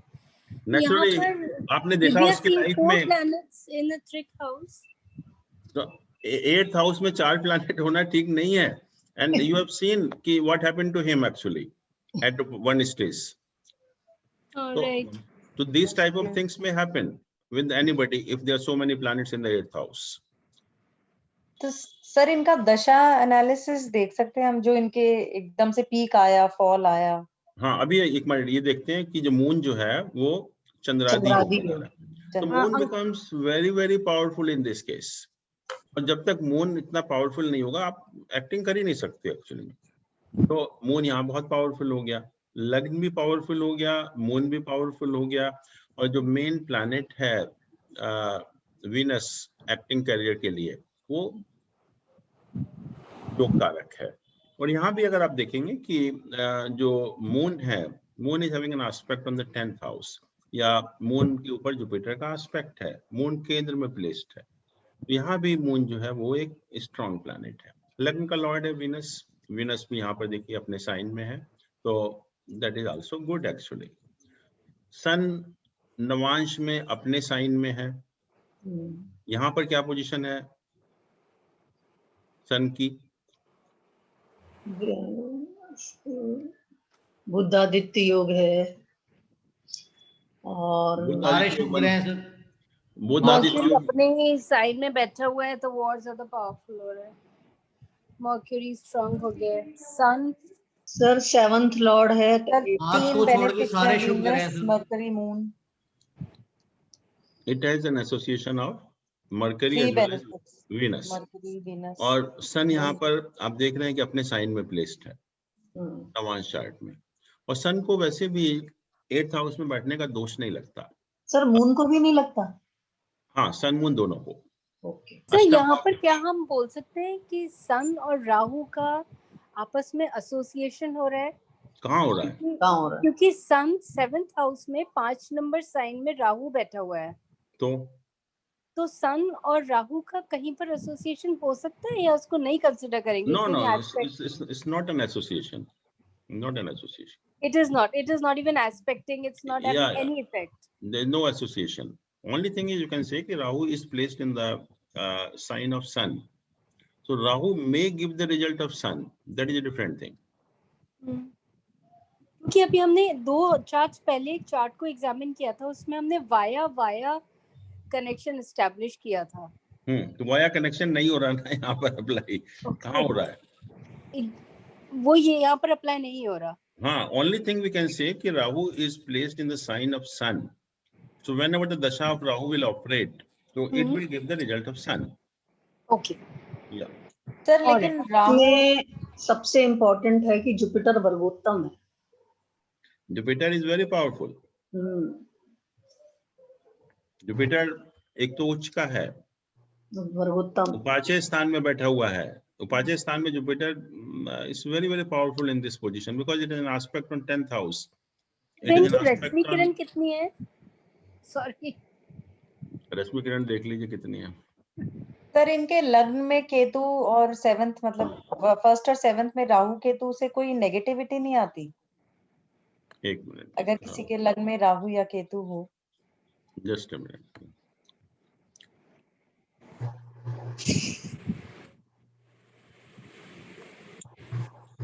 Now you can see the Rashmi Kiran. Rashmi Kiran is about 24. 23.61. हाँ, तो ठीक है, but he is having a lot of other yugas in the horoscope. Uncle, I have a clarification. में भी कुछ D10 chart में भी कुछ ऐसा एक्स्ट्रा ऑर्डिनरी है क्या? नहीं, D10 चार्ट में तो ऐसे पता नहीं चलेगा, उसमें तो एक पर्टिकुलर दशा अंतरदशा के रिजल्ट का पता लगेगा।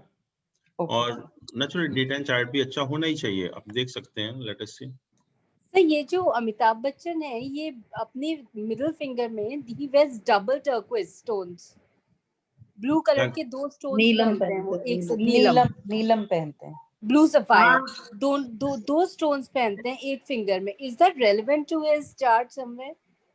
लग्नेश सैटर्न है ना, रेलेवेंट होगा जब भी तो पहन रहे हैं ना।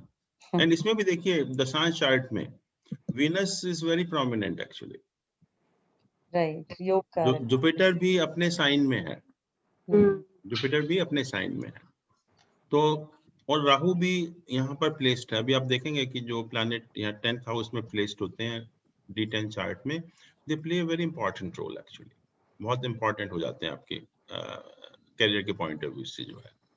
तो एनीवे ये है, बट हम लोग मेन चीज तो भूल गए कि मैंने कहा था कि second house has to be very very strong. Mainly face है, डायलॉग डिलीवरी है और वेल्थ के पॉइंट ऑफ व्यू से भी। तो यहाँ सेकंड हाउस की क्या पोजीशन? सेकंड हाउस की क्या position? Jupiter is expecting its own house, second house को अपना ही साइन है। पहली चीज, जुपिटर अपने साइन को एस्पेक्ट कर रहा है, अपना साइन है। And not only Jupiter, all benefics, Venus, Mercury, Venus, Jupiter, all three, they are aspecting the second house. So second house becomes very strong. And second house, I told you, dialogue delivery, your speech, your communication. तो जब second house इतना strong होगा, तो naturally person has a communication skill, very impressive one.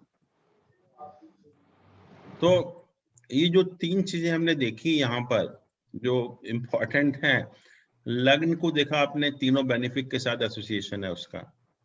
Moon को देखा, तीनों benefic के साथ एसोसिएशन है। फिर हमने सेकंड हाउस को देखा, तीनों बेनिफिक के साथ एसोसिएशन है। यही रिक्वायरमेंट है एक acting as a profession, main requirement यही है उसकी जो है। और तीनों ही चीजें मतलब सुपर है, मतलब स्ट्रॉन्ग ही नहीं है, इट्स वेरी स्ट्रॉन्ग एक्चुअली। और इसीलिए ये पोजीशन भी मिलती है। और जैसा आपने कहा कि 8th हाउस में 4 प्लैनेट हैं, they may create lot of problem also. जब भी ऐसे जब कोई एडवर्स दशा आती है of the planet in the 8th house, they can really create lot of problem. Sir एक क्वेश्चन पूछना था जी। अगर ये D10 में 8th हाउस में मून या सन हो तो भी बैड इफेक्ट होता है या न्यूट्रली रहते हैं? हम कल डिस्कस करेंगे, अभी नेक्स्ट टाइम कल हम लोग ये D10 चार्ट की बात करेंगे डिटेल में। हाँ। Uncle can I just clarify योग कारक कैसे डिफाइन करते हैं? I'm sorry. योग कारक is a planet which is the lord of Trikon as well as the Kendra houses, lord of trine and the quadrant. जैसे ये Venus है यहाँ पर, Venus is the lord of 4th house, which is a quadrant. Venus is also the lord of 9th house, which is a trine. Got it. Got it. So Venus is the lord of both quadrant as well as trine. Got it. Got it. And Lagnadi means when the Lagna is surrounded by all benefic planets or being aspected by benefic planets. 6th, 7th, and 8th house. Yog Karak only means that planet should be lord of quadrant as well as trine house. Got it. Got it. And Lagnadi ka uncle, एक बार Lagnadi भी बता दीजिए please. Lagnadi means कि 7th or 8th. Lagna has an association of all three benefic planets. Whenever the Lagna, just see in this case, this is the Lagna chart. Yeah. So we say that whenever these three benefic planets, Mercury, Venus, and Jupiter, they are in the 6th, 7th, or 8th house. Whenever all benefic planets, that is Mercury, Venus, and Jupiter, if all are placed in the 6th, 7th, and 8th houses, they form the Lagnadi Yoga. Lagnadi Yoga means that they are fortifying the Lagna. They're making the Lagna very strong. Because if a planet is here, it will have an aspect on the Lagna. If the planet is in the 6th house, it will aspect 12th house. If it is in the 8th house, it will aspect the 2nd house. So in all the way, they fortify the Lagna, they make the Lagna very strong. Got it. Lagna has to be strong. Unless Lagna is strong, you cannot even dream of getting a very high status. So is the aspect important, uncle, or if the benefic planets are placed in, let's say, the 12th and 2nd house? Same thing. That is much more better. I see. Okay. Got it. So either, because even some people, they think that these planets are in 6th, 7th, 8th houses. So they are in a bad position. No, they are not bad. They make the Lagna very strong. So this is Lagnadi Yoga. And similarly, you see here Moon. Moon has also an association of all three benefics. This Mercury and Jupiter is here, and Jupiter is having an aspect from this house. So Moon is also having an association of all three benefics. Right? तो sir जैसे लग्न में इनकी जो ascendant की degree है वो 2 degree के आसपास है, तो मतलब इनका जो लग्न हुआ ये लग्नादि योग की वजह से थोड़ा मतलब पावरफुल हुआ. बिल्कुल. Not only लग्नादि योग, Saturn is also having an aspect on its own sign. Okay sir. 2 तरह से बन रहा है और लग्नी पावरफुल नहीं हो रहा, मून पावरफुल हो रहा है. Moon is very powerful. पहली चीज तो ये है कि 9th हाउस में प्लेस्ड है, and secondly it has an association of all three benefics also. तो जो हम बात कर रहे थे कि जब तक मून आपका बहुत स्ट्रांग नहीं होगा, you can not be successful in the acting career. तो वही चीज यहाँ पर है कि मून जो है बहुत स्ट्रांग है, लग्न बहुत स्ट्रांग है, और मेन जो अमिताभ बच्चन के बारे में आप देखते हैं कि जो कम्युनिकेशन है स्किल बहुत इंप्रेसिव है. इट्स ओनली बिकॉज कि जो 2nd हाउस है it is associated with all three benefic planets. So that is the beauty of this horoscope, lagna, moon as well as the 2nd house. Right. तो जैसे आपने बताया था किसी भी स्टोन को 5 साल से ज्यादा नहीं पहनना चाहिए या अपनी दशा के आती उसे उतार देना चाहिए. देखिए स्टोन के बारे में कहा जाता है इसकी पावर धीरे धीरे कम हो जाती है. Correct, but I think Amitabh Bachchan has been wearing these stones for decades. नहीं, might be wearing, but he might be replacing also. Oh, you mean a fresh stone? Fresh stone, because they say कि one stone can be used for few years, 4-5 years. then Oh, I see. हाँ, its power reduces. Sir एक बार जरा केंद्रुम योग के बारे में बताएंगे। केंद्रुम योग होता है जब मून के दोनों तरफ कोई प्लैनेट नहीं होता, और मून के साथ कोई प्लैनेट बैठा हो तो। और हम जैसे यहाँ पर लेट अस से this is D10 chart, not the लग्ना चार्ट। जैसे मून यहाँ बैठा हुआ है, यहाँ प्लेस्ड है, मून के इधर इधर या साथ में कोई प्लैनेट नहीं होना चाहिए।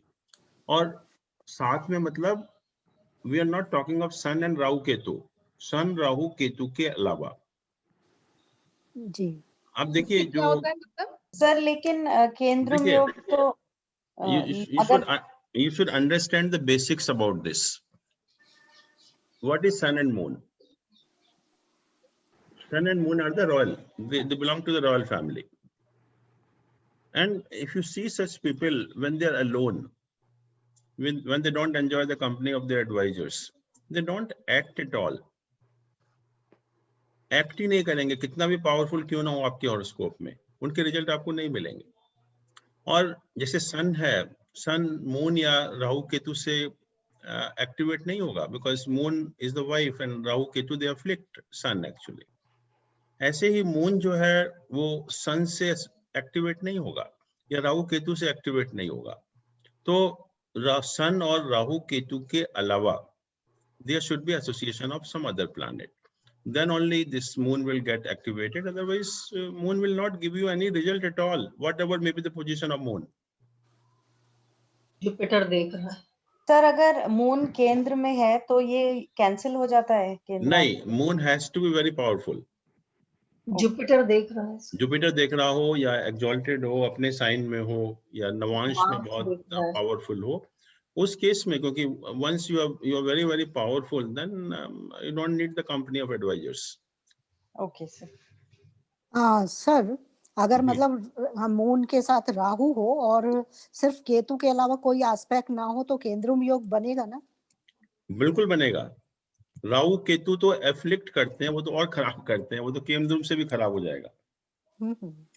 सर अगर लग्न में राहु या केतु कोई हो तो क्या इम्पैक्ट होगा उसका? क्या इफेक्ट चाहते हैं? Rahu always creates confusion. मतलब राहु अपना भी कोई इफेक्ट देगा या उस केस में भी जो नहीं, अपना रिजल्ट तो अलग है कि किस साइन में प्लेस्ड है, किन प्लैनेट का एस्पेक्ट है उसके ऊपर। राइट। लेकिन उसके अलावा भी वैसा नेचर है उसके अलावा कि it creates confusion, you have a double personality also. Okay sir. और Ketu creates a phobia. Right sir.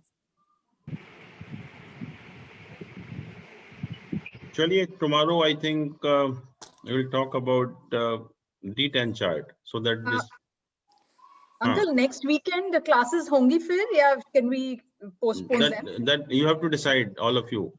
I think I can't join, so next week neither I will be able to join. Okay, then we won't have classes on 14th and 15th actually. So okay, fine, but we have class tomorrow. Yeah. Okay. Thank you, sir. Okay, then thank you so much. Thank you, sir. Thank you so much. Good night, sir. Good night. Good night.